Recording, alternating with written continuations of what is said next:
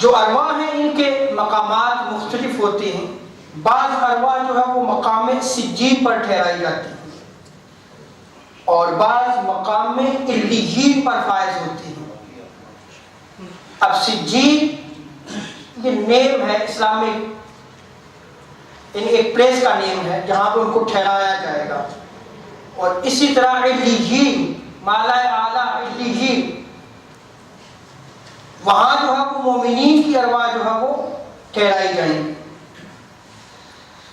جیسا کہ امام ابن ماجہ نے اور امام طبرانی اور امام بہقی نے روایت کو نقل کیا کہ حضرت قاب سے روایت ہے، آپ فرماتے ہیں کہ مومن کی روح جنت میں جہاں چاہتی ہیں آتی جاتی ہیں، وہ سیر کرتی ہیں، اس کو کوئی قید نہیں. یہاں یہ یاد رکھ لیں کہ بندہ مومن کی روح جو ہے وہ قید نہیں ہوتی، وہ آزاد ہوتی ہے.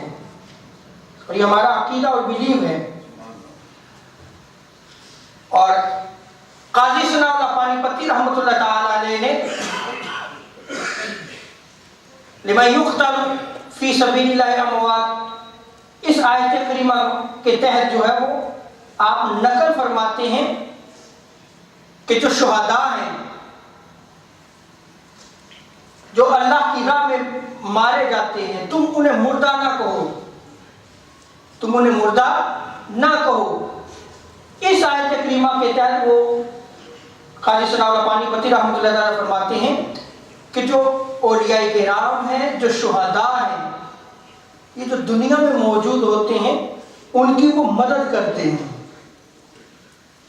ان کی وہ مدد کرتے ہیں اور دشمنوں کا خاتمہ بھی فرماتے ہیں. جو بندہ مومن کی روح ہوتی ہے وہ آزاد ہوتی ہے، وہ جہاں آئے جائے، اس کے لیے کوئی قید نہیں ہے.